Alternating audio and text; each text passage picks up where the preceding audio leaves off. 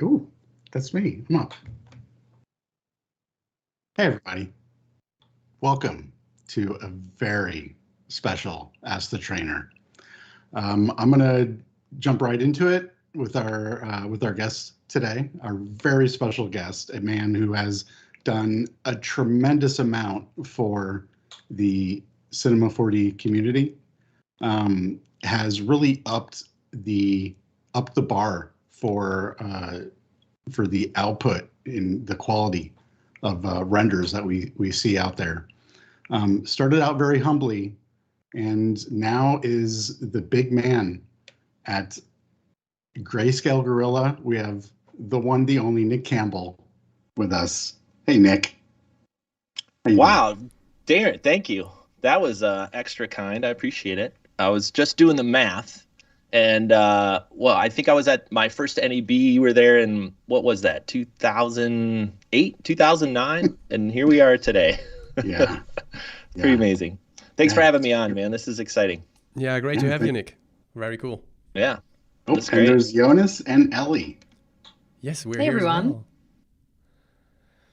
Hello, hello. So let's see, we got some housekeeping, some things that we like to do at the start, and we like to remind everyone at the end of the show. So I want to make sure everyone gets their eyes on the Maxon webpage, where you can, get information on products and check out our certification for Cinema 4D and our other products. And you can also go to the events page, where you can see all of the shows that we have scheduled, and all that white makes my face really blow out. Let's see, this, along with everything else we do, is on our Maxon training team YouTube page. So, make sure you bookmark that, like, subscribe, all, whatever I'm supposed to say about that thing. I think I just did. I think you did it. Nailed it. We released a new Cineversity, which is gorgeous, and there's a lot of amazing new content on there. I think we just released this Getting Started with ZBrush by Anna Carolina, and that's awesome. I've been going through that myself. But let's see, what am I forgetting, Jonas, Ellie? Well, I've been posting links, so I'm not sure. T-shirts. I was producing the show. T-shirts, yeah. Right? T-shirts. T-shirts is a good one. The Maxon Training Team YouTube channel is a good one. The code is, drumroll please, Sculpting Worlds. I'll put it in the chat anyway. Thank you, Ellie. Yeah, so you're here. You got a free T-shirt. Ellie is putting the code in the chat. And Ellie, can you throw the link in there to the merch page? Of course. Thank you so much. Let's see. Yeah, so click on the link, find a shirt you like, put in the code. You have to pay for shipping, but it is not much at all. And then you can show off your support of Cinema 4D and your own work. So I think, unless there's something else I'm missing, I really want to get into Nick. I want to hand things off to Nick. He's got some secrets to share with us today, and I can't wait to see him. I have no idea what he's got. Some secrets. Well, hey, I got my own housekeeping. All your swagging T-shirts have been awesome lately, but I don't look as good as Matthias when I put it on, so there's something. Nobody does. There's something you may have to work on a little bit there with that, but they fit well. I love the new graphics. It's just that one thing. It's probably my push-up routine. I gotta get going. No, I thank you guys for having me. This has been really cool to see you guys, and you just talked about Cineversity too, and you guys have been on fire with all the training lately, and Ellie, you've been making some awesome stuff, so it's really cool to be here on the channel with you guys. And I could jump into my demo later if or any time really, but I can also answer any questions now if we just want to chat, hang out. I just wanted to bring a little bit of some of the things I've been learning. Gosh, it's been like 15 years now since I really took trying to make 3D look better in Cinema 4D seriously, and had so many people help over the years. I've developed this way of thinking, this framework that I think would help a lot of artists out there that look at their screen and go, man, I really want that render to be better.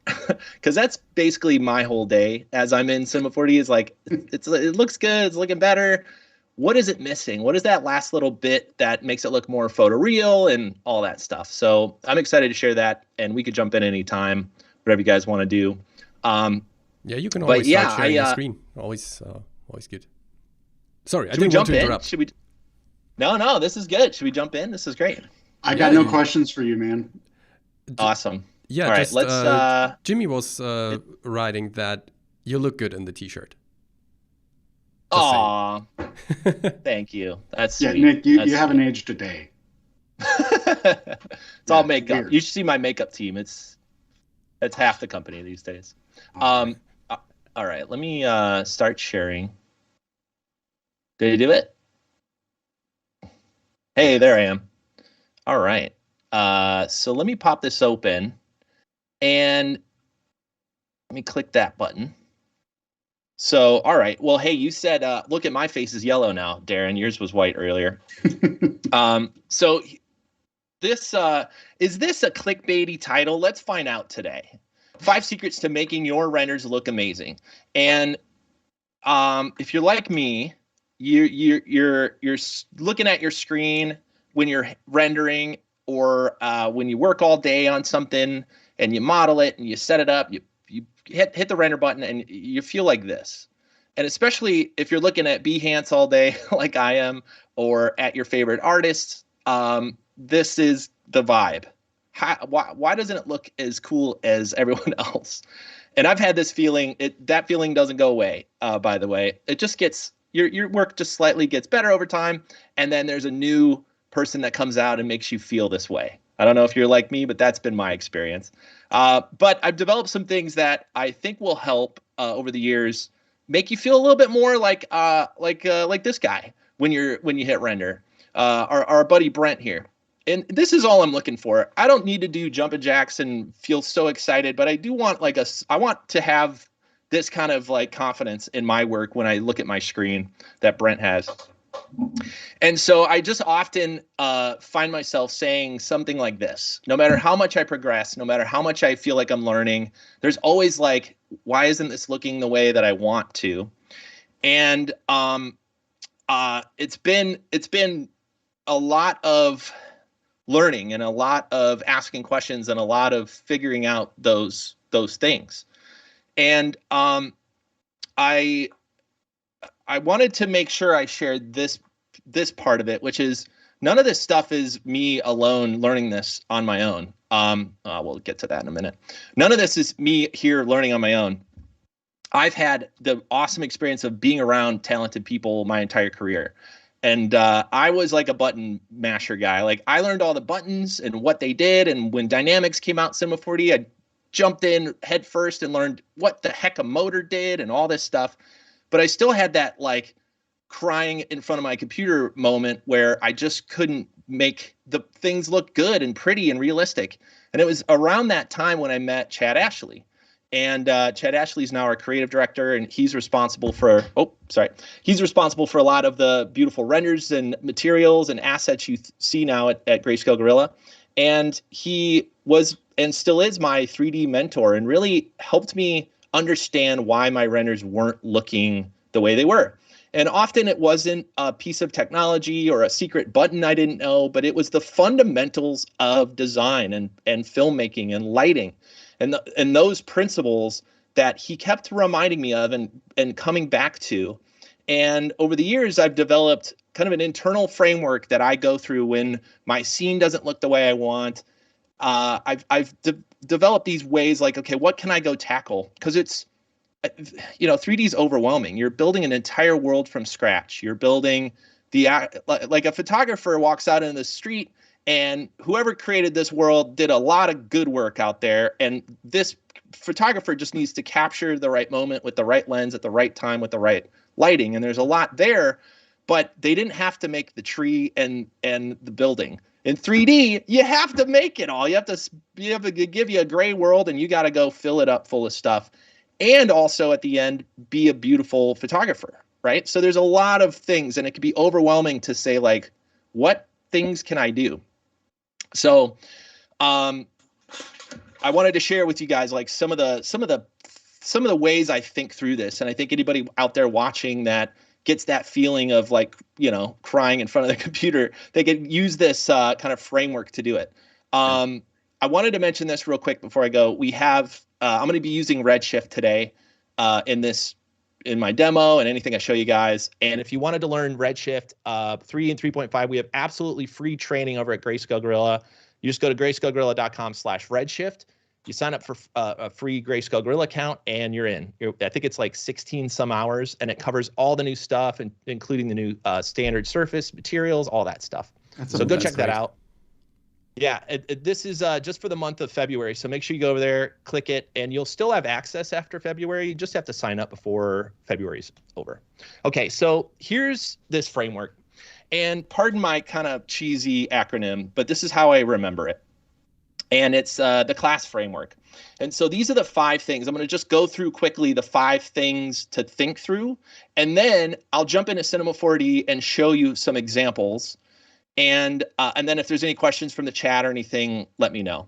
Because I was just discussing this before the call, but you know, you two, Darren and Ellie specifically, and everybody on this call, you guys know so much more about Cinema 4D and all the buttons and how it all works. And so these fundamentals almost go beyond the software. They go beyond the tech, and they really help me no matter where I am. Even if I'm in Photoshop, I'm using this formula, this way of thinking. So let me break it down real quick. So C.L.A.S.S, what's C stand for? So C is about composition and camera.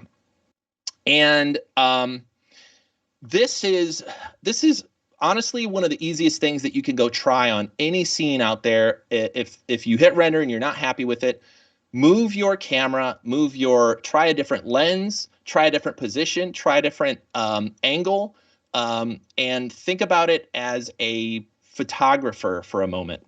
And to get back to Chad Ashley and some of the things he taught me, especially early on, he said something that totally turned the light bulb on for me. At the time, I was taking a ton of photos.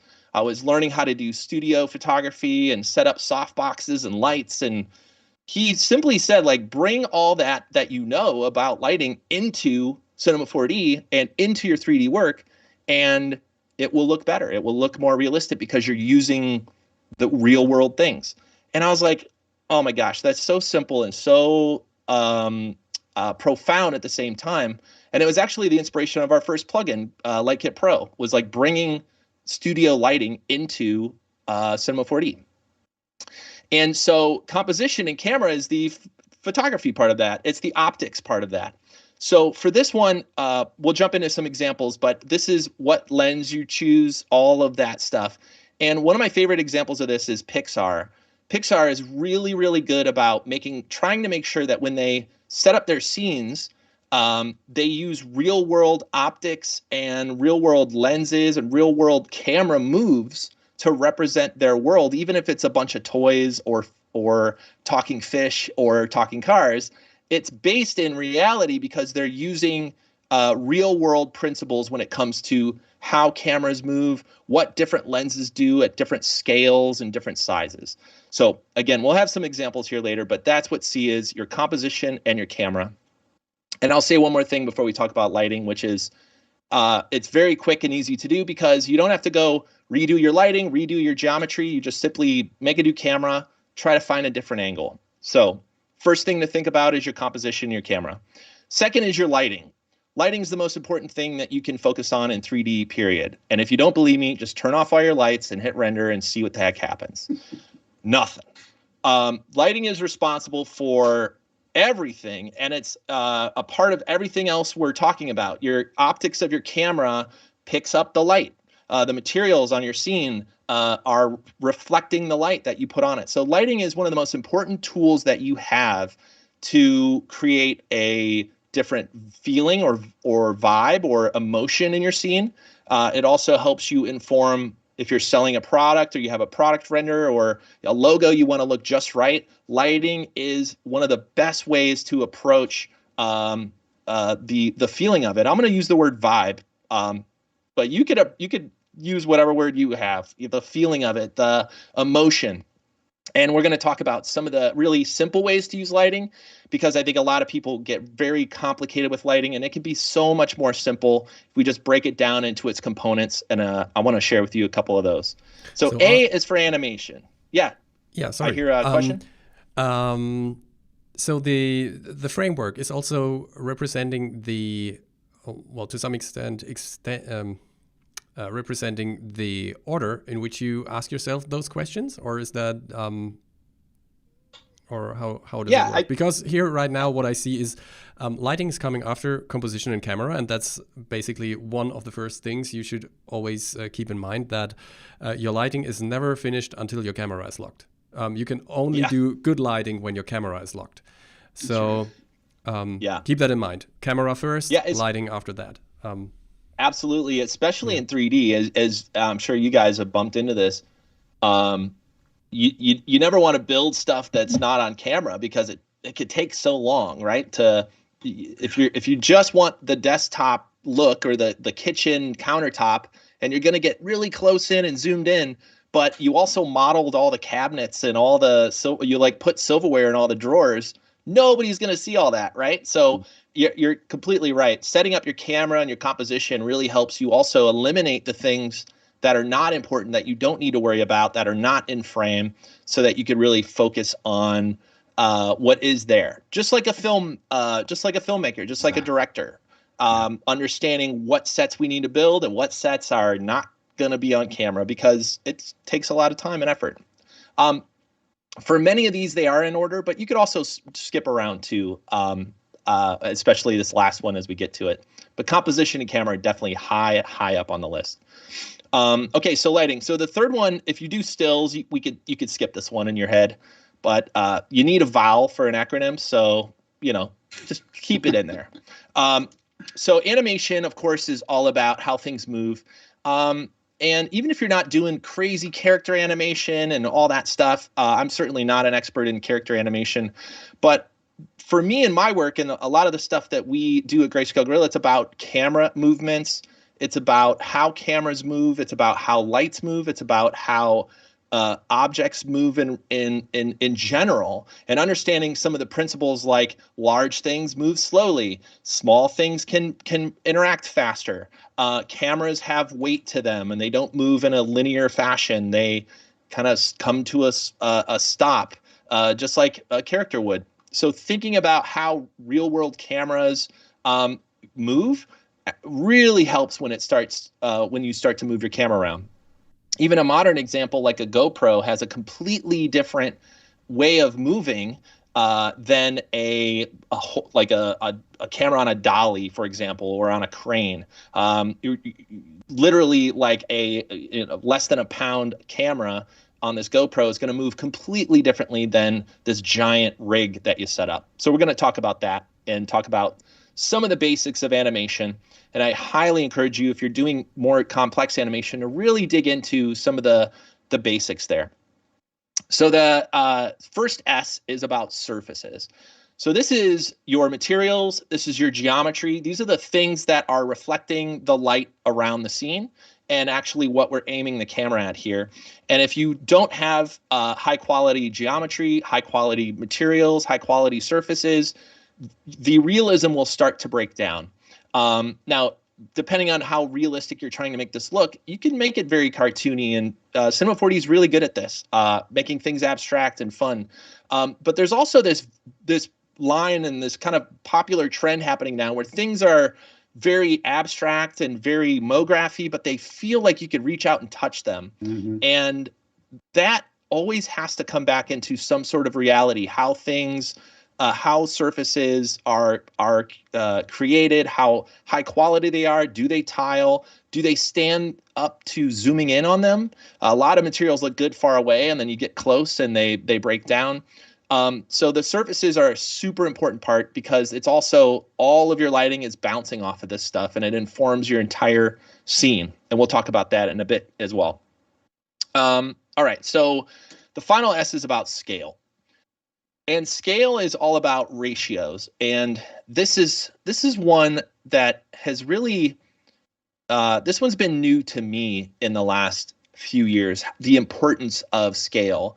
And what I mean by scale is not just how big you build things in your Cinema 4D scene, but the ratio between all of your objects. So what's a good example? So let's talk about lighting a building in 3D real quick.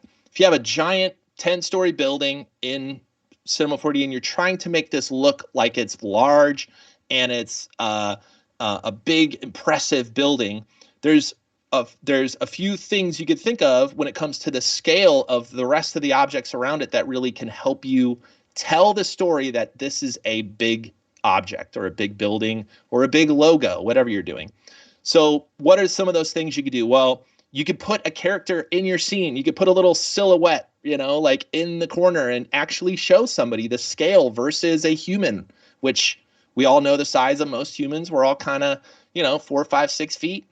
And you put that next to a large building and boom, that scale will tell your brain, man, that thing's big. Whether it's your logo or whether it's a building, you have obvious comparison. What else can you do if you don't want people in it? What else can you do? Well, lighting is a huge one. Lighting can show you how large an object is just because for a large object, you need a lot of lights to light it. If it's nighttime out, how are buildings lit at night? They have like dozens or hundreds of little lights all over the place, and they only can go this, certain distance. There's not one light source lighting up this whole building. So if you take your giant 10-foot story building and you put a big area light next to it and try to convince somebody that this is a large building, the whole scene's going to fall apart because there is no such thing as a 20-story softbox that you could put next to your building. In 3D, of course, we could scale things as big or small as we want, and they don't cost a thing. And that is a good and bad thing. So start to think about some of the scales and ratios and of all this stuff. We're also going to talk about how scale and optics work as well. So that's the formula. Are there any questions from the chat or anything about this? I certainly I think Cinema 4D is probably more fun to look at than my silly slide here. I don't have my eyes on the chat, and I don't have any questions, but I do want to make an observation. That is, this is perfect. This is awesome. This is like, this breaks down as humans our expectations when we look at anything. Whether it be a movie or when we're walking or we're reading. We have these built-in expectations of what it'll look like, and when it doesn't look like that, it's weird. And this class framework breaks that down in these steps, and that's great. Yeah, thanks for that, Dan. Because also the way all of those points are interacting with each other. I mean, also the surfaces are sometimes camera dependent. Animation and composition also go hand in hand. So if you want to put it in order, you would have more like C.L.A.S.S framework, something like that. Just doesn't roll off the tongue. How I would roll off the approach tongue it. as much. Yeah, that's true. But regarding your question, if there are any questions, Chad is also in the chat. And he's awesome. taking care of some of the questions already, especially when it comes to the free Redshift course. So yeah, I think we can just go on here. Oh, that's great. I'm so glad Chad's there because he's one of the main reasons this exists in my head and also in Greyscalegorilla and all the materials we make and all the assets we create, all the plugins. This stuff matters. So much that it's a part of everything we do as well, trying to give good presets, good defaults, good materials for our audience. He's been nailing it for exactly this reason. Yeah, Chad and the team have been killing it. If you haven't checked out the most recent material collections, go check them out. They have this new capture process, and I could get into all that. I'm not here to talk so much about all that, but go check it out. Go check out all the new tactile stuff, the new materials. I'll actually show you in Cinema 4D, so we don't have to talk about it. So let's do that. Why don't we do that? Let's close that. You could pay my Backblaze bill, I guess. But let's start here. So. And if there's any questions too, guys, just throw them out at me. I'm happy to, ask or answer a question or whatever. Feel free to just tell me to shut up and start answering questions. So what I found was a few scene files that represent a lot of this. And I thought we could just open up a few scene files and talk about some of the principles of the class formula and talk about some of the other ways we could approach these renders with different feelings and different vibes in mind. So maybe we'll get back to this one. Maybe we'll start with this really simple scene here, just because I think anybody can follow along with this. Everybody's got access to these scans here. This is a 3D scan. I think that's the name of the website. And we've all come across this thing like, how do I start to light and build the composition around a scene like this? Well, we have a camera, we need some lights, and this is where you always can jump around that framework. But this scene, in fact, let me just turn off my camera, my Redshift camera, and talk about the default Cinema 4D camera in your scene. So this is literally a backdrop. We have our statue here, and we have a little sphere just to show you the lighting as we start to mess around. But this default camera is the absolute first thing that you should change before you make a composition. It should be up to you to decide what camera, what lens you're using in this scene. It's the first thing a photographer would do or a filmmaker would do, is decide what are we trying to represent in this scene and what camera and lens do we pick. And that is because one of the things you need to know is the default camera is a 35, I think it's 35 now, millimeter camera. And there's no way to change that. You have to add a camera into your scene before you can change these things. So always come up here to Redshift, go to your cameras, and just grab a standard camera. Now I'm using the new camera system. I think it's released in the latest release. So your camera might be slightly different, but this is the most recent Redshift camera. So the first thing you'll see when you open that camera is your focal length. And this is your lens, the type of lens you want to use. So I'm going to turn off our IPR since we don't even have any lights or anything. And I can't look at an ugly render for that long. So let's just get rid of this one for a second. Take a look over here. We have our 35 millimeter lens that Cinema starts with. And you can see this is kind of a pretty wide lens. As we get close to this object, we could kind of make this the statue feel tall just by moving down and looking up at it. We can make it look small just by coming up and looking down at it, right? And this automatically makes it look a little smaller. But there's still this this wide angle lens thing happening where the head is much larger than the base, or if we flip it, the base all of a sudden becomes so much larger than the head, and this is the result of a 35 millimeter lens.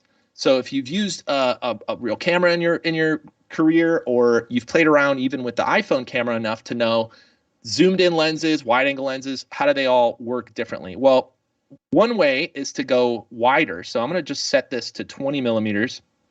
And this exaggerates the effect. This makes everything super wide, makes things feel super tall.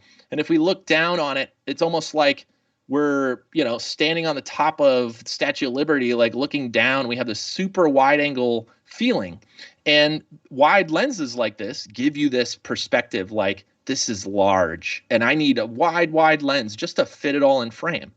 Now let's contrast that to a 200 millimeter lens where we're now zoomed way out. And look at the different feeling we have here on this statue. It almost doesn't matter which way we look at it. The ratio is almost the same. We don't have that big head effect. And in fact, it looks a little bit more like a trinket here on like a desk or something. So before I go insane, we have to add some better lighting to this scene. This is the default light. And the default Cinema 4D light is here to make sure you can navigate around your scene and see something, but it's not here to make your scene look good. Let me just be honest with you guys. So here's one of the first things I do when it comes to lighting anything, and that's just grab a dome light. And literally a dome light with white around it is already better than a default light. But this has no shadow. This default dome light is just a white light all around your scene. But we do get some nice little ambient occlusion kind of shadows here and all this. But of course, what you really want to do with your dome light is grab an HDRI. So you could grab this here, just click on this button, go to your desktop. And if you have a HDRI installed here, any of the Greyscalegorilla Plus stuff, you just drag it in, or you could use HDRI Link. We have a bunch of videos about that. But now we have an HDRI.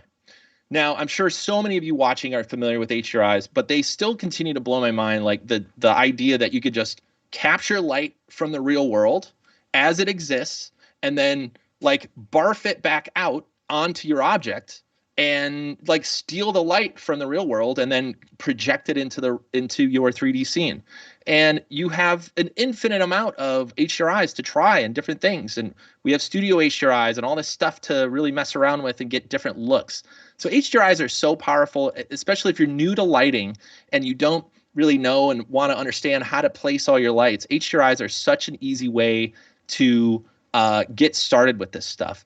And in fact, that's why we built HDRI Link too, just so you can click and see different stuff. So I'm just going to go to preview mode inside of HDRI Link so you can see how quickly you could do this. So you could click on an outdoor scene, and if we just talk about the vibe and the feeling of our scene, we can get drastically different looks just by clicking through different HDRIs. This has got that side lit feeling. This is filmed at dusk, and it has a lot of that kind of like cool night light, but also some incandescence around it to kind of bling off of here. This one has this small little opening, and the rest is very dark, so it's very contrasty, but it's got warmth to it. And no matter what HDRIs you're using, you just have so many of these options to kind of mess around with. So we're kind of bouncing between two different things, but let's just pick, I don't mind this one, but let's rotate it around. All it's really cool how with Link, you can so easily and quickly browse through your HDR files and see the results without having to click and drag and click and drag and click and drag. And no, thanks, Darren. Cool. It's definitely one of those like really simple things, but it's just helps speed up the process so much. Because if you're like me, it's rarely like, oh, I know exactly what lighting I want, or I know exactly what HDR I'm going to use. It's this process of trying different things until it looks better, until it looks more realistic, until it fits the vibe of what I'm going for. We didn't really talk during the class kind of framework about reference and what kind of tone you're going for, but that of course is at the top of any render you're trying to do. Is what is the client's expectation? What is the job you're trying to do, and what kind of emotion are you trying to put into somebody's head? It's really a lot of what a 3D artist's job is like incepting an emotion into the viewer's head. And so if this is supposed to be just like a daylight scene, you could pick something that's more outdoors and more, just, hey, I'm a statue hanging out here in the world. But if you want it more abstract and have more maybe mystery to it, maybe it's a darker render. So that's something always that I'll mention a lot as we go through some of this stuff. But let me, of course, show you. I just said, I don't usually have an HDRI in mind, but in this case, this one is quickly becoming not just my favorite, but everyone's favorite, with how much contrast and how much beautiful light is in here. And this is a creative office here. So let me rotate this around, and then now that we have something lit up, let's talk a little bit more about composition. So we talked about the camera and how we have our millimeter, our focal length. And if this is all new to you out there, and if you're watching, try to understand what different lenses do and why they exist, because it's not just zoom in and zoom out. There's different feelings that you get with different types of lenses. So for example, this 200 millimeter lens is a very zoomed in lens, which makes things very flat and very, the perspective isn't so extended, and it's a much more of like gives this like a porcelain statue kind of feel, and it also tends to make things look smaller. So in this case, we're looking down on our object here. You can see we're framing up this scene, and of course there's unlimited amount of ways to frame this. We can put this character off to the side and give a little space here. Maybe there's a logo or some text that needs to be there. We can make this very minimal, and it's down in the corner of the screen. And now we have plenty of white space if there's other stuff that needs to exist on this render. Maybe there's text again or logo. There's also just a more typical, like centered, straightforward way to handle this as well. While we're here, I wanted to show you this trick I use all the time. Go into your display in your Redshift camera and click on Grid.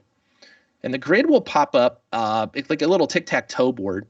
And this is showing you some good places to put your object. And this is called the rule of thirds. If you've studied photography and filmmaking, things that set on these crosshairs in this grid they feel like they are supposed to be there. They feel like that's where your eye naturally wants to go.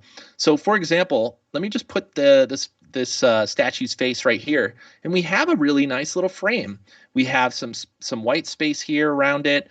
There's a lot of detail. We see all the detail down here, and this feels like it's a settled piece of framing.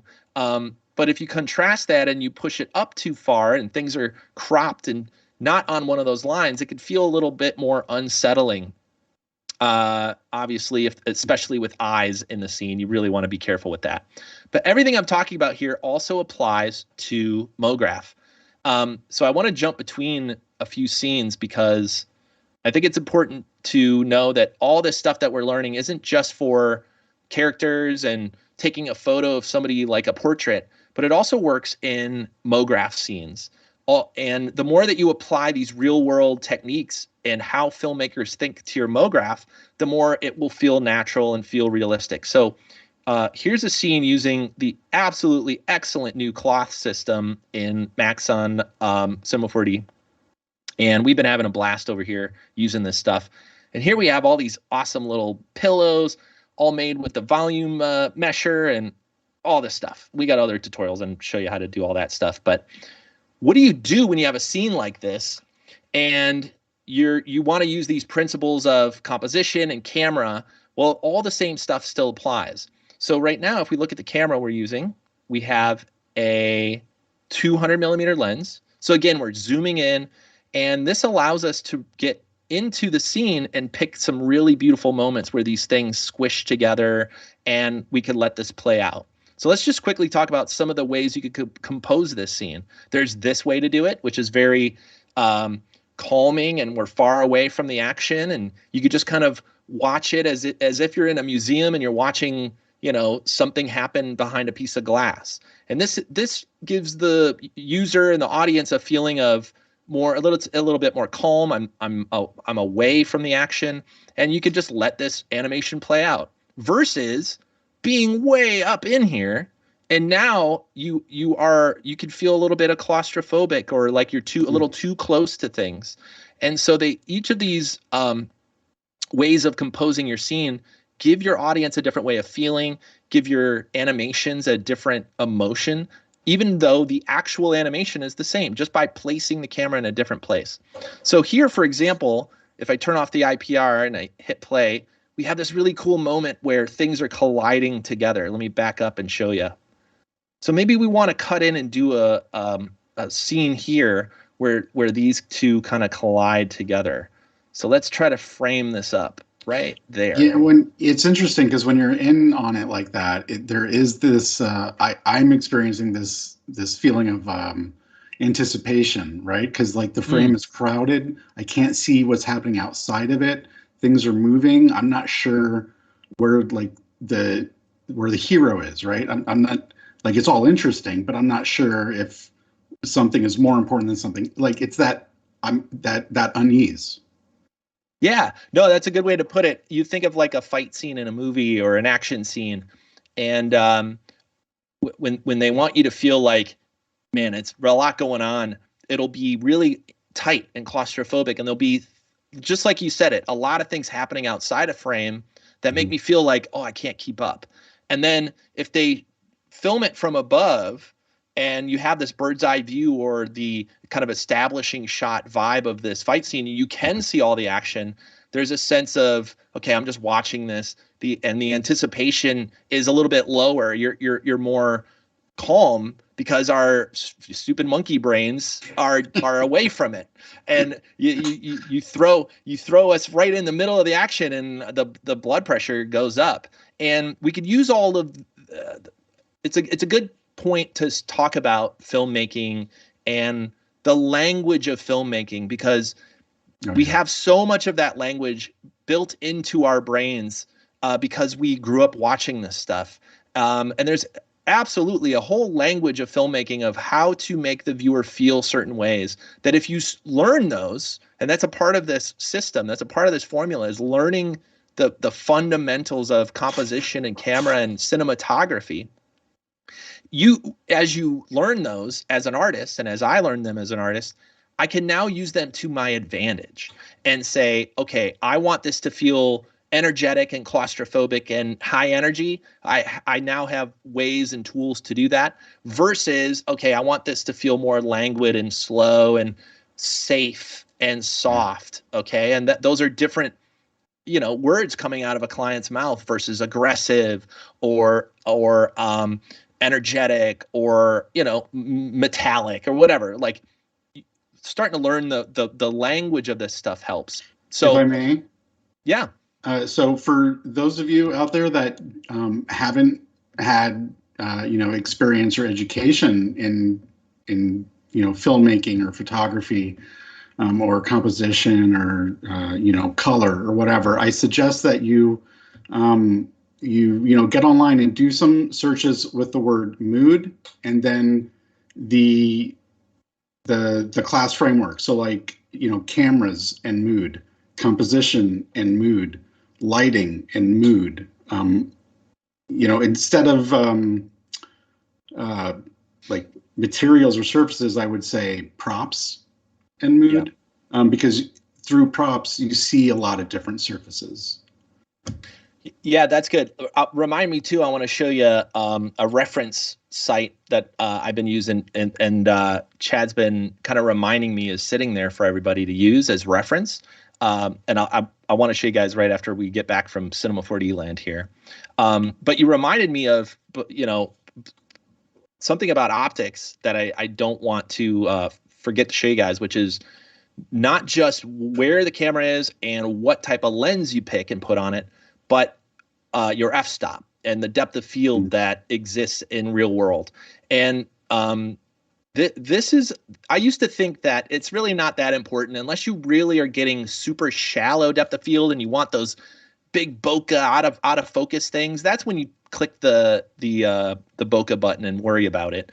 But over the last few years, I've really understood, like, even just subtle out of focus elements in the back or foreground of your scene really help tell your brain that this is real and filmed with a real camera, because every camera has little bits that are out of focus, no matter how big your aperture is, all right, or how small your aperture is.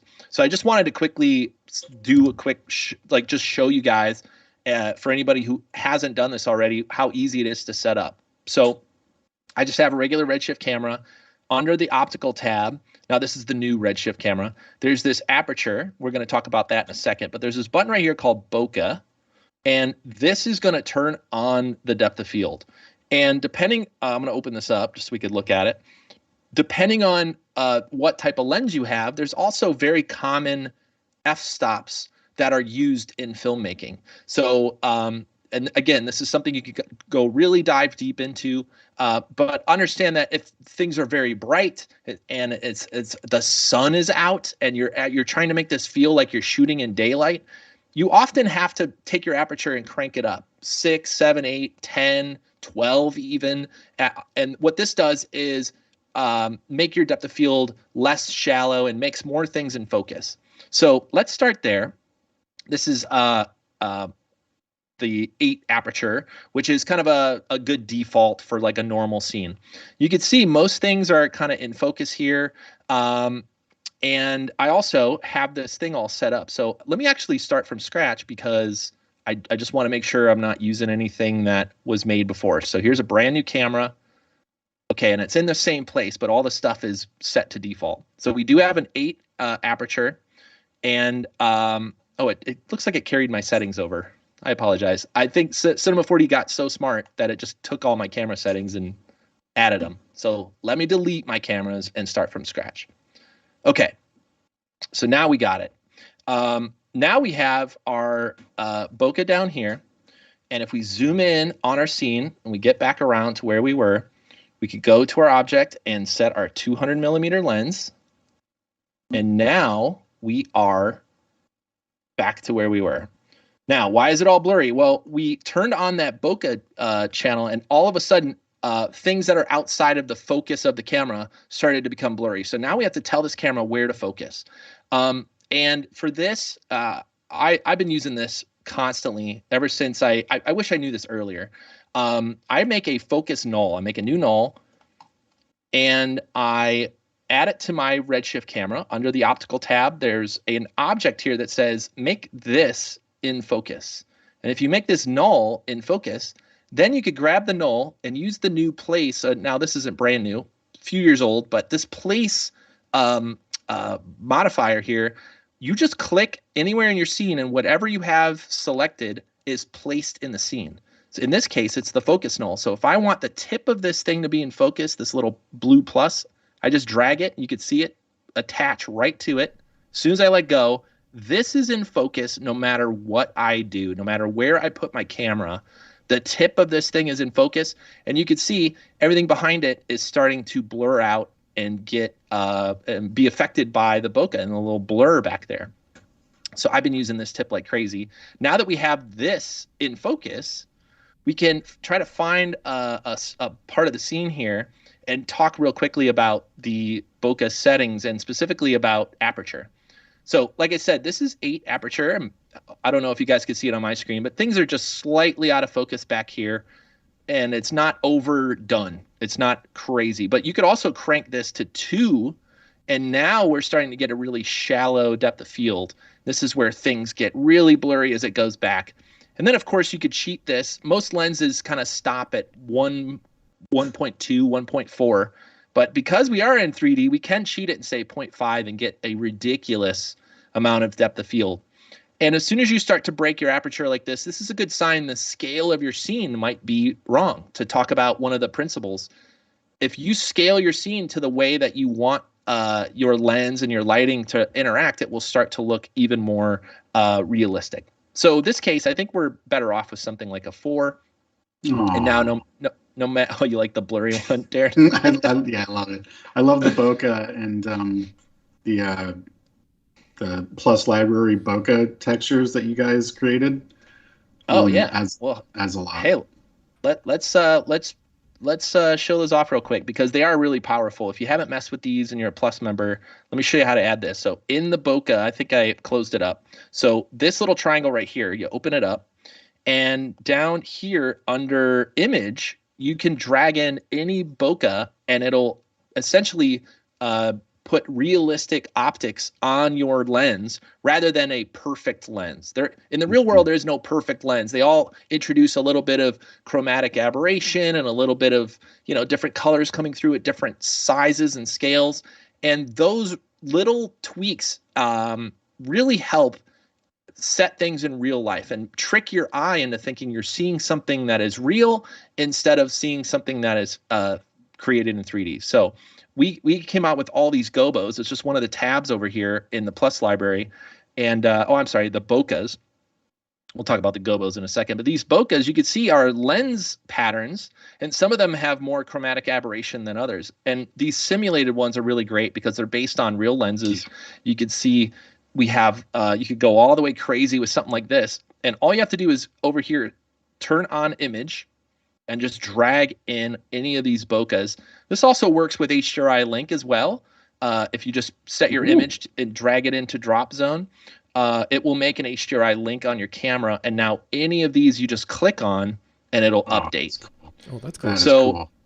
It's more obvious with little pinpoint lights on some of the differences. But if you click on something like this simulated, you're going to start to see the fringing. And let me just turn up our make Darren happy again. There we go. Yeah. Thank you. And you can see the color starting to separate over here. Let me try to get this super blurry. And look at how the chromatic aberration is adding this kind of like rainbowish effect to the scene versus if we click on something more on that the dots on that blue texture. Yeah, this is a good example too. Yeah, you're right here. Versus if we go something more simple and straightforward, this is more clean and plain. You can see everything back here looks more or less black or white. And as soon as we get to more of these colors, you start to see the fringing, and it's a very subtle effect, but it absolutely plays into this thing that we're talking about, which is using real world elements in your scene, whether it's materials and lights, to really help you make it feel real. So let's keep that one. I like that one. And again, hats off to Chad and your team over there for crafting these in a way that gives us so much variety without it being like ridiculous, you know? It's all subtle and it's all interesting. No, I appreciate that. I know he does too. They work really hard over there to make sure these subtle yet important differences are here, because they all do make a difference depending on what type of vibe and what kind of tone you're going for. So this is probably a good example to move into this other scene here. Actually, talking about Chad and everything, I wanted to show you this. This is a little bit of a side moment to just quickly talk about lighting other than HDRIs. And we could do this in real time with the statue scene if you want, but I wanted to show you the power of setting up one light in a scene that is in the right place.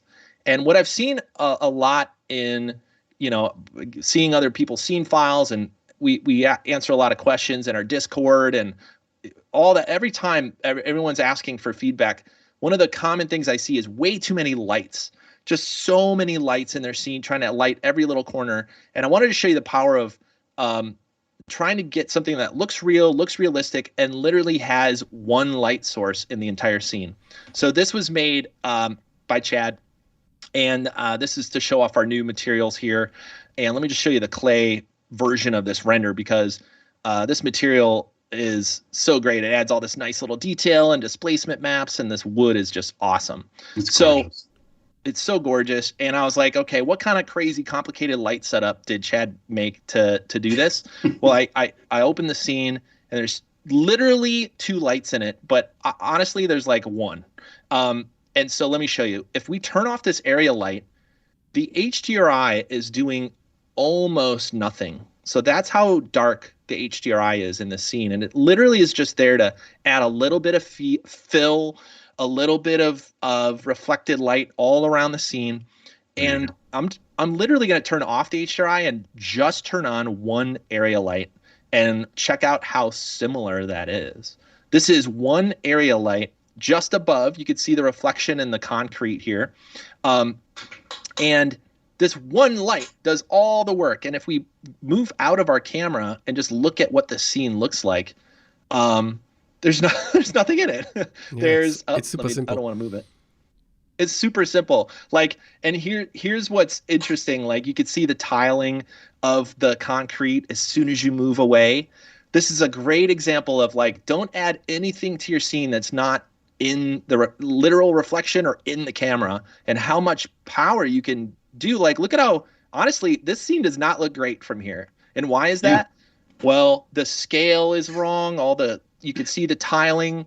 It's too contrasty. The background obviously is black, and there's no depth of field. We're not looking through a real camera. And it literally, as soon as we look through a real camera and there's some depth of field, the light is in a beautiful place that shows off the material. to talk about the vibe of the scene. The point of this scene is to show off how pretty this material is. And he put the light just in front so it reflects off and also shows all the shadows. If this was lit more bright, you wouldn't see those little details as much because the light would fill it all in. But one light is actually showing off the detail here. There's some other camera angles, and you could get away moving a little bit away from the scene, and it still looks good. So here's like a top-down version of it. This has a little bit less depth of field, and you're now seeing all the shadows, and we're about as far away as we should be from this without breaking the illusion.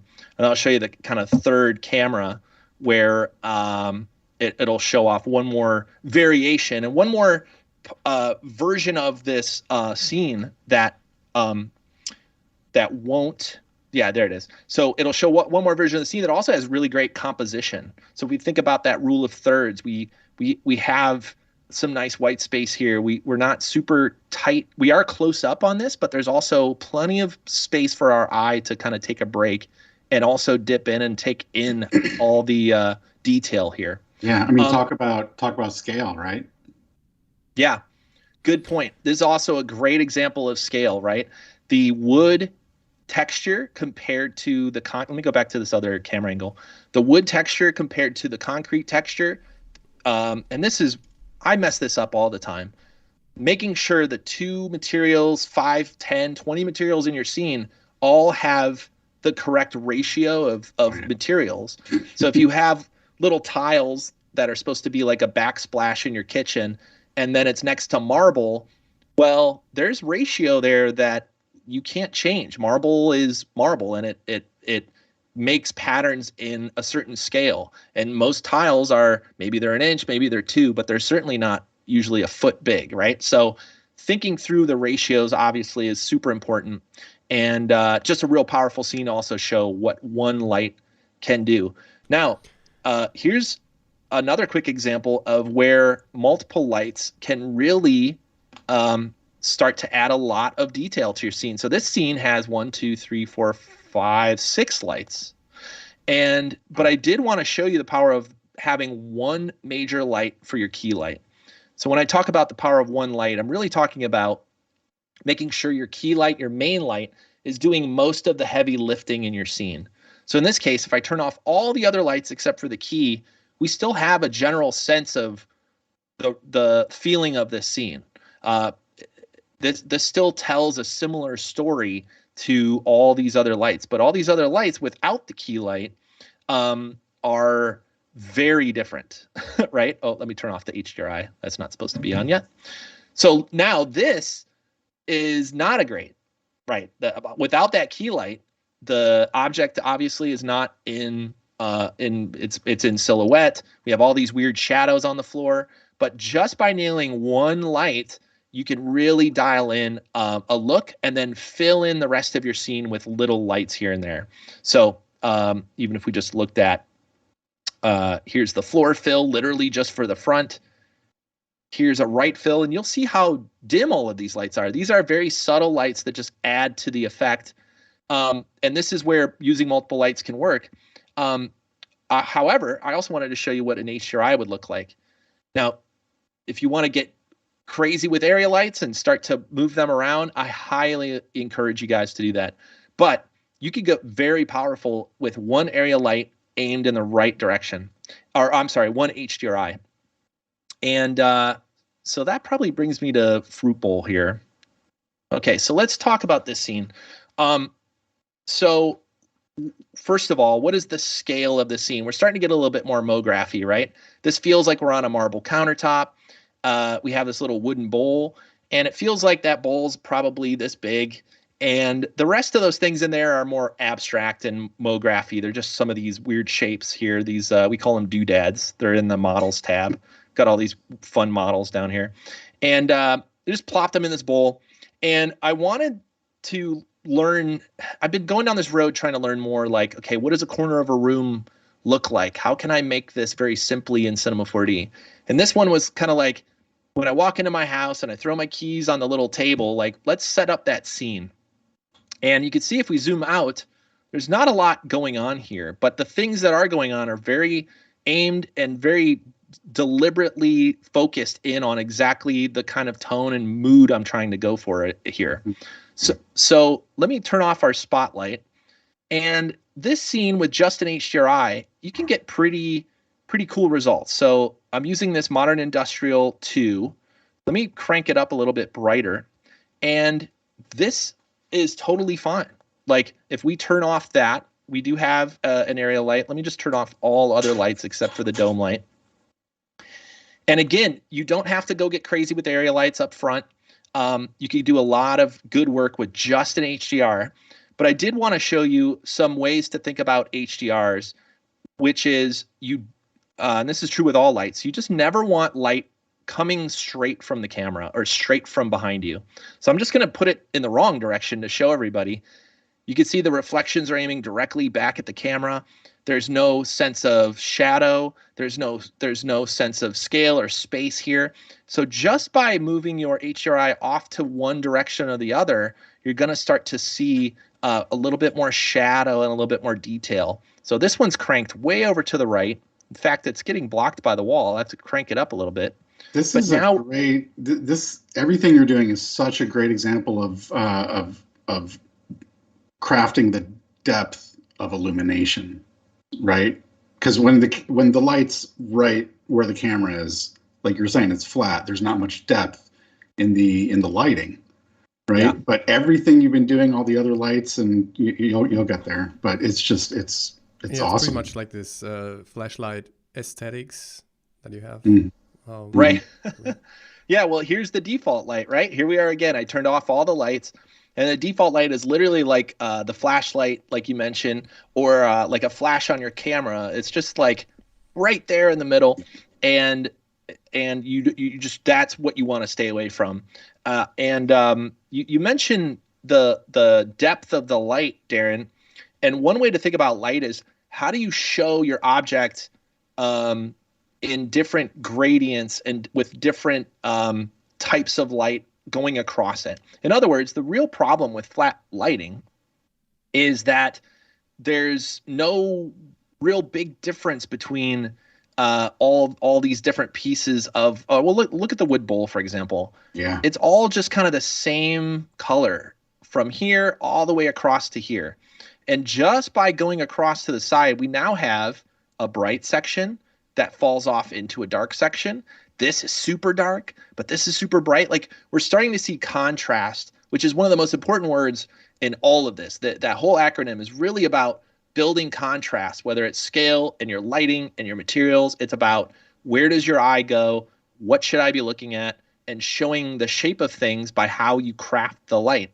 And then, of course, this scene, this look has been so popular and so awesome in 3D in the last few years. This feeling of adding gobos to your lights and creating realistic shadows that aren't in your scene. That even this gives you the sense that there's other things in the room. So I should mention the spotlight. Let me just turn off my HDRI and just talk about the spotlight. This spotlight it's literally just a spotlight. And if I go in and remove, let me go to details. It's under object there. And let me just remove the gobo. So spotlight, it can be very powerful. Now, right now it's a little bit too bright. But a spotlight is giving us some nice shadows here. It's giving us a nice gradient coming across our scene. You're seeing the different gradients on the bowl here. You're seeing the brightness and the darkness, and it's really great. But we came out with these gobos that make it real easy to just drag and drop into this texture area. And you could just drag these gobos in. These also work with HDRI Link, by the way. That's my next question. Yeah. By the way, this drop zone thing, this is a part of Greyscalegorilla Plus. We use HDRI Link in so many things that we created a plugin to help you add it to practically anything in your scene. This works with signal. You drag anything you want to animate into here, and it will add a signal for that parameter. For this one, our texture, you just add it to drop zone, and you now have gobos. And any one of these that you select in the library are automatically added to that light. Yeah, and so we have these. Oh, it's so Very helpful. good. And you could dock it anywhere, and it could be as small as you want. Some people have it docked here. It's just literally you just drag stuff into it. But now that we have it set up, not only can we just click on any of these Gobos, but we could try out different things and get different feelings, especially if you're working in MoGraph. What if it looks like it's underwater? It like has this caustics. What if it looks like there's like a plant in the scene, like giving a nice little kind of outdoorsy vibe that regular spotlight wouldn't give you, or Yeah, this even is just a simple window, you this is know? a perfect example of how the Gobo is changing the mood of the image 100%. So it's a completely different image, like the one that you had originally compared to the palm tree that you had in there compared to the Right. underwater.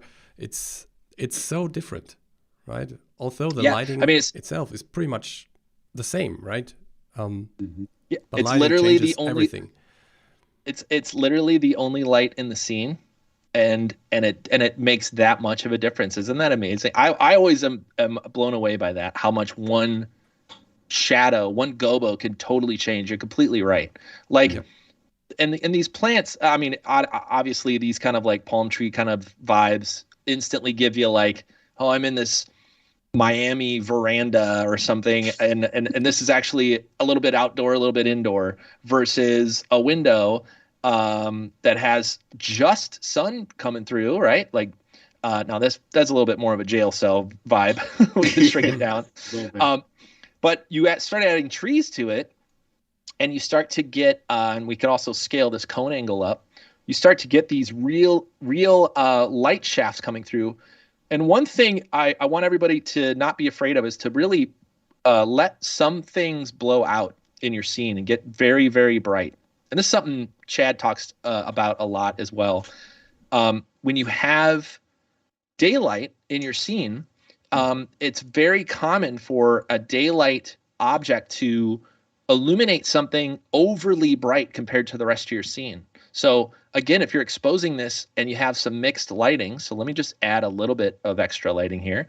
Let's turn on our HDRI, and we'll have to tone it down a bit.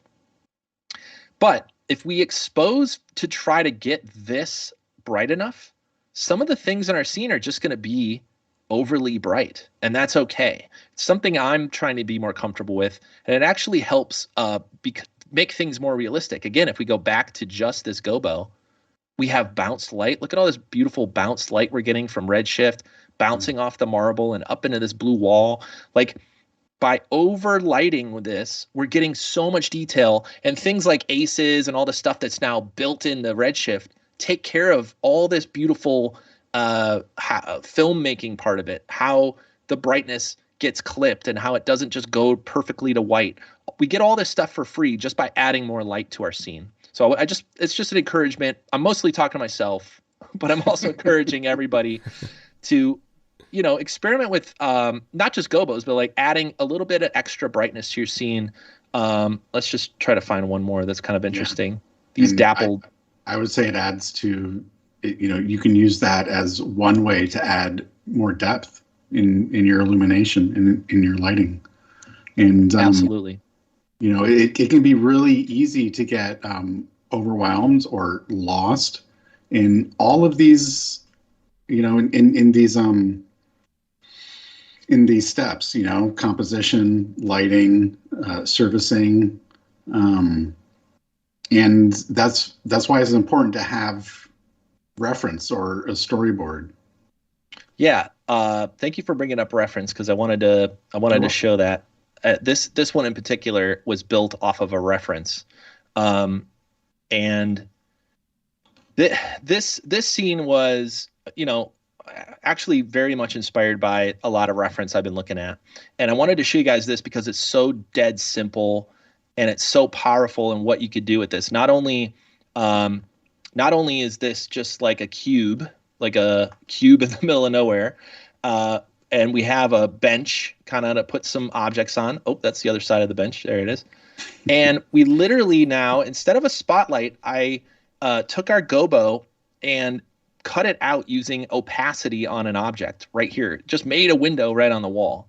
And what this did was it allowed us to animate the light coming in and get very realistic ways of shadows, how they get longer in your room. And that's a little tougher with a spotlight, but with this setup, which again is just opacity on a material. So we have the Gobo now in a node, and I had to flip it and then just plug it into the opacity of our object. Now I could just swap out the Gobo, get a different look, and that along with a portal light, which I highly encourage if you do interiors to check out portal lights. I'm sure you guys have videos about these. Very powerful way to add HDRI lighting into your room. So I'll just leave it at that, let you guys kind of learn more about a portal light. But that's it. That's the whole scene. And if we flip this to the camera, we now have this really simple setup with basically 2 lights. We have a little bit of HDRI coming in the scene through the portal light and the Gobo. And I mean, how simple and how beautiful and how like striking is this? And if you turn off the portal light, or you could just turn off the HDRI as well, I mean, you could get some really striking, beautiful kind of silhouettes and ways to show off maybe a product or an abstract scene that is very moody and has a totally, completely different vibe than something like this, which is like this from a tutorial we just created. That is still abstract, that's still MoGraphy, but this is much more fun and playful and bright versus this thing, right? Like how simple it is to switch between the two. Yeah, what this one is also showing is that you can totally use lights and light gobos to add graphical elements to your scene. So this one is super abstract, super graphical, and that's what I love about it. The way that you have this vertical line in it, and half of the stripes are diagonal until that line, and then half of the stripes are on the other side. It's very cool. It's almost like a checkerboard. So even if you deleted or if you made the vase and the sphere invisible, this would be super interesting. Yeah, exactly. Because of this weird little cut through right there. Like there's cool. like almost a line lining up perfectly. Yeah. I love that. Yeah, and it's cool because without that, I feel like it's almost weird that they're sitting on this this seat, the shelf, whatever. Right. and we can't see that it's a seat or a shelf, you know. But the way that that light is hitting it through the window, it gives us like what we need to accept it and to be comfortable with it. Good point. Without it, you can't even see that shelf. Yeah, right? Where's the floor? Like we're almost. It's almost like, is this a floor that we're going to, like an infinite floor that's just under the camera? But as soon as we add the light, look at all the shapes and pieces of the scene we start to see now, just from that. And part of the reason I wanted to show you this was this really came from. Let me go to my thing here and just type in Unsplash. And look, I've been looking at this search for so long, it just auto-filled it. Is this the reference site you were talking about? Yeah, so Unsplash, they have a ton of awesome photography, and I don't know what happened on the business side of Unsplash, if they got bought by iStock or what happened here, but they are, I think, still a royalty-free photography and type of website, but I never thought to use it for reference. And Chad opened my eyes to this. He goes, literally just type the type of vibe and scene into here and look at what comes up, because it's very artistic and very beautiful. And it literally just, he typed in shadow wall chair. And this was when I was doing a chair render. And he goes, just look at the reference of how real light hits walls and shadows. And it really helped me inform, like, okay, that's really bright. Look at how bright, like this chair, if I put my mouse over it, it darkens it. But look at that leather chair and how bright that light is reflecting. It's clipping. Same thing here. This here is exposed for the wood, and this is starting to get a little bright. This shadow too. So some of these scenes inspired that scene by like wow, things can get just very stark and very beautiful with just like one shadow. Look at this one. Like, oh, it's an iStock image, but like, look at the way the light is and look at how bright that is compared to the rest. So some of these very bright scenes inspired that vase scene just by looking and seeing. So reference is one of those things I didn't mention early on, but it's a hugely important part of the process. If you're trying to make things look realistic, understand how light bounces. Look at this one. There's things in complete shadow in this scene. And I think that's a beautiful shot. Like, you have all this awesome light coming in from the window. You're starting to see some awesome, beautiful materials there, but look at how much is dark compared to this one. There's just so much awesome reference here, and I encourage anybody that's trying to make something look real to pull up this site or any site, and see what this is. That is awesome.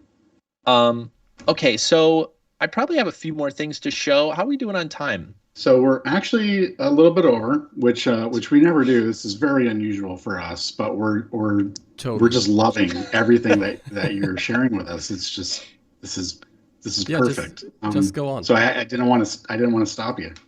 No. We always overrun. It's fine. It's the rules now. Yeah, I had a feeling that was a joke. We do live shows and it's always like, oh, okay, we're going over. Let's do it. Yeah, you know how it is. Well, we could dig into any one of these specifically if anybody has questions, of course. And I think we talked a little bit about each of these. So we talked about the different compositions and camera and lenses and bokeh and depth of field. We talked about obviously lighting and dome lights and gobo lights and all the stuff. We didn't dig too much into animation. We could do that if anybody has a question. Surfaces, obviously, we saw not just using realistic surfaces, which a lot of these scenes had. And then scale, again, was one of those that I think is just kind of inherent in a lot of these renders. So let me give you one more example on scale, and then we could go answer any questions or anything like that if they come in. Yeah, is there a question? Oh, I was just gonna ask Ellie because I think she's had a better eye on the chat than I have. Are there any questions that have popped up? There have been a couple. So there was actually one which we can dive into a little bit later if you want to go into this scene on scale first. Thomas was just asking about your preferred color management setup. Ooh.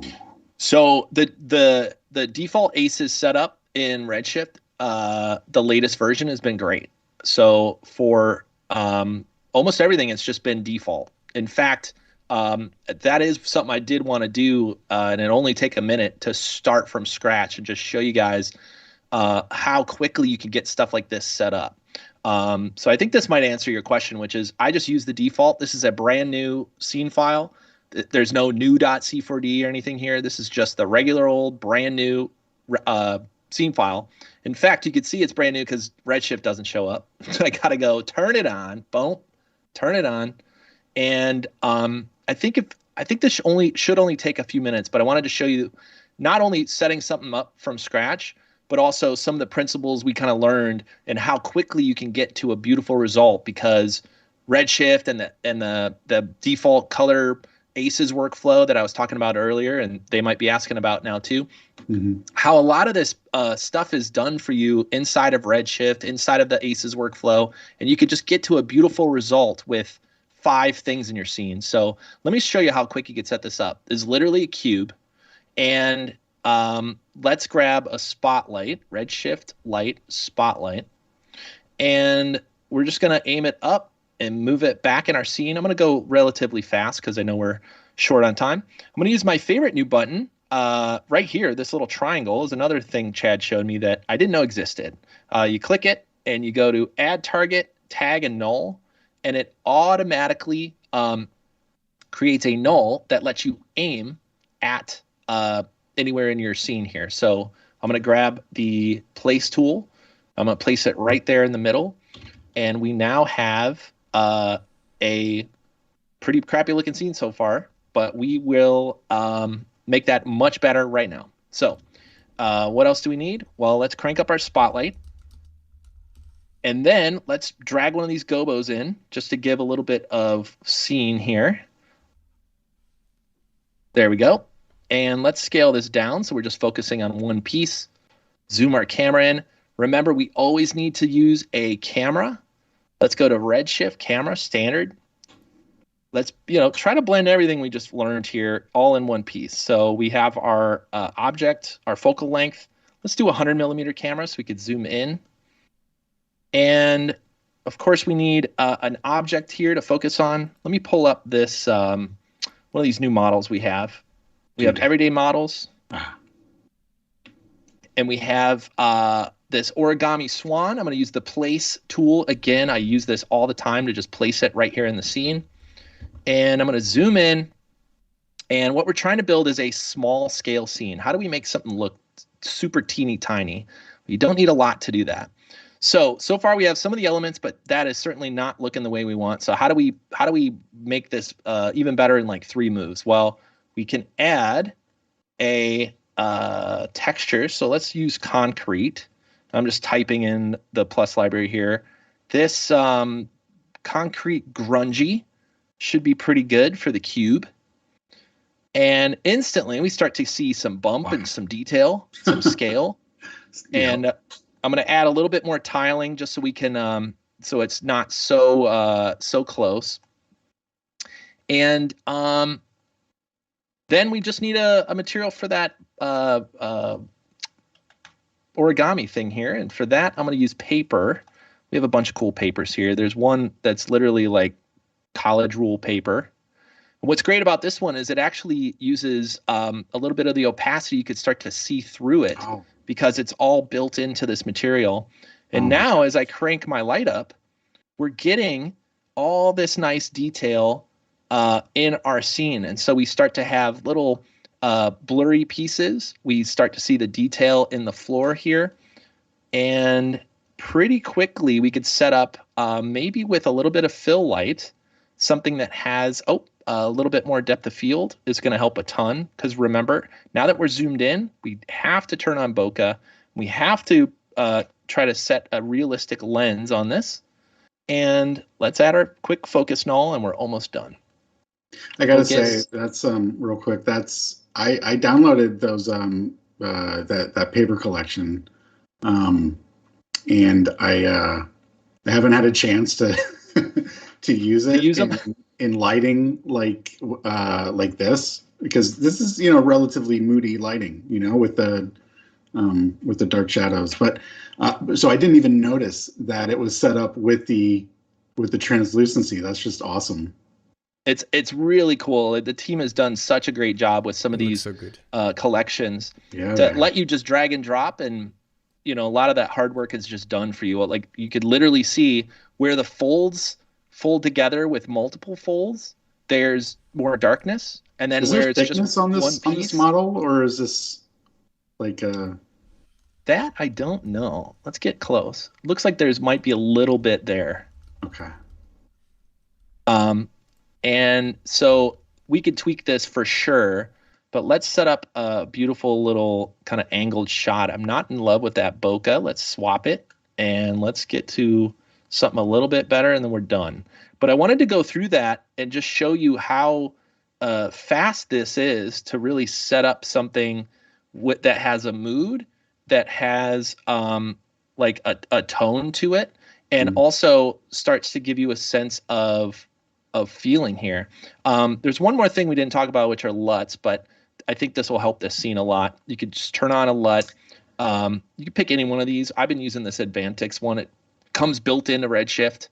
And don't forget to click this button. Sometimes I forget that. Apply color management. And boom, now we could tweak the heck out of this. Oh, I think I moved my light. Sorry about that. But very quickly, you could see how fast all this stuff comes together. Now I just got to move my focus, and we're good. So that's awesome. There it is. There we go. Let me open up my spotlight, and we'll be done. Yeah, thanks for letting me do that. I wanted to make sure I showed something that was from scratch there, like just very. Oh, that's actually cool too. You're starting to see the different moods and angles of that. Now I feel like it's on stage. Yeah, it's actually, that's pretty cool. So like, if we had more time, we could add a little background with little incandescent lights maybe around here, a little dome light that adds a little bit of that like theater vibe, like theater with almost all the lights turned out, and all of a sudden you now have a stage set up. You have to join us again, Nick. Lovely. You got to bring Chad and whoever else. You got to join us again. Absolutely. There has been a request or multiple requests in the chat for adding Chad next time. Yeah. So, lovely. and I'd also be happy to meet him. I've never met him. So. Oh my gosh. I also never met you in person, Nick. So that was funny in the preparation when Nick and I had the technical setup call. We were like just chatting to each other, blah blah blah, and at some point, I was like, "Hey Nick, have we ever met in person?" And he said, "Well, yeah, maybe at some SIGGRAPH or NAB. I'm pretty sure I met you in person." And I said, "Well, I've never been to a SIGGRAPH or NAB," and yeah, that was funny. So, yeah. Oh, I feel like I know you. After all these amazing after all these awesome live shows and everything I've seen with you and the team, it's like I know you from the internet. It's almost like knowing you. Yeah, same here. So part Chad of my love learning, that too. Part of my learning trip in Cinema 4D was watching Greyscalegorilla tutorials. That's awesome. Yeah. Thank you so much. I mean, that's really cool to hear. I love hearing that from people that are doing such great stuff in the community now, and the fact that we were a part of that is so cool. And it's just really been our mission for, gosh, it's since 2009 now. Just been trying to break this stuff down. 3D could be so complex and crazy, and we're just trying to simplify it, make it more beautiful and easier to figure out. And obviously, you guys are such a huge part of this with not only your training at Cineversity, but these live shows, and of course all the stuff the engineers are doing too, and all the developers making this software do all this crazy stuff. Yeah, and I just I want to say that for everything that that you've done for the community, and that you just mentioned you enjoy seeing from the community, I want to say that I'm not as active. Like I'm not outputting a whole bunch of public facing content like Jonas does or Ellie does, but the work that you guys are doing at Greyscalegorilla is helping me also. I mean, I'm able to use new features more quickly and easily and get better looking results without like slaving over the documentation. That's awesome to hear, man. That's exactly I appreciate the that. point. Reading documentations is I mean, the documentation is good, but still I'm a video tutorial person. Yeah. Not just making them, but also watching them. Yeah, I appreciate that. Thank you so much. That's really cool to hear from you guys, and exactly what we're trying to do too. So I appreciate it. Don't stop. No plans yet. No retirement for you or anyone at GSG. It's what's cool about what you're up to. Every time there's a new thing or feature or cloth and pyro, there's always something new to learn, and I love that. That's why I love doing what we do and being a part of this. Is there's always something new, there's always something to be better, and that to me is the fun part, learning and sharing and creating cool stuff. So thanks. We don't have any plans of stopping anytime soon, that's for sure. Good. That's good. Good. Should we wrap up, or should we get back into some project files? No, I'm kidding. I know the answer. We're going to get back into some project files. Yeah, and as always, if there's other questions or we didn't get to something that you wanted, put it in the comments. We'll always look at that, or hit us up on our YouTube, and we're always answering questions over there as well. So if we missed it, or if I missed a question, hit me up, and we're happy to keep going. Yeah, and don't forget that the Greyscalegorilla. Yep, thank you, Jonas. I think I will do that. Let me get my browser up. Don't forget that it is a limited time that you have to access all of the amazing Redshift training at Greyscalegorilla. As soon as you register, if I understand correctly, Nick, it will be free for as long as you have your account, but you can only get to it without cost until when? Yeah, all through February. So you can sign up anytime until February. Is it leap year 28th? And it's yours to keep watching too, so you don't lose access to it. It's a completely free account. You just go make a free Greyscalegorilla account. That's so cool. Awesome. And let's see. Jonas, do you mind putting the link to the merch store and the t-shirt code in the chat again for anyone that joined us late and missed it earlier? Oh, I love it. What shirt is it? You choose. Well, one of them. Really? Oh, I highly recommend you guys go get a shirt. I don't have the I don't have the link to it. Here's a quick reminder: licenses for students and teachers here in the U.S. It's quite affordable. This is max on one. This isn't just Cinema 4D. It's max on one. It's everything that Maxon develops. So that's amazing. Yeah, right. When I can close. That's great. Yeah. Let's see. Yeah, don't forget all our recordings on the Maxon Training Team YouTube page. Greyscalegorilla.com. Lots of free content on there, even if you don't register, right? Oh, absolutely. We've been cranking over on YouTube as well, especially it's kind of like Redshift month for us. So if you go to our YouTube and check out our latest videos, it's a ton of Redshift tutorials showing you how to do MoGraph and a lot of the stuff that you've seen even today, more fleshed out. And we start from scratch as much as possible so that everybody could follow along. Awesome. Yeah. Jonas, what else am I missing anything? Well, you can bring up the Maxon events page again and the Maxon Training Team YouTube channel and Cineversity. There are so many good things we have. Where is news events? The new Cineversity looks awesome. Oh, there's the events page. Okay, yeah, so events page.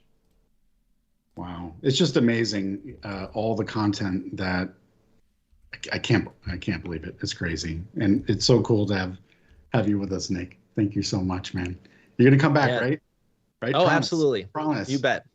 Okay. Yeah, I'm here. Good. Very cool. And thank you, guys. Let's see, training team page. Yeah, if there's anything else, Jonas, you're gonna have to share your screen. No, I think we got it. Awesome. Thank you so much for joining us, everybody. Yeah, hit us up on the socials. If there's anything you think of later, let us know what you'd like to see, what questions you have. And thank you so much for hanging in there with us. We went a little late today. Thank you again, guys. That was my fault. No problem. Everyone loved it, including myself. So, awesome. Yeah, thank you for being here with us, Nick. And thanks for being with us, audience, all you cool people watching our shows. And yeah, I guess see you next time, right? Love it. Thanks again, guys. Bye, everyone. Appreciate it. Bye, everybody. Thanks for coming.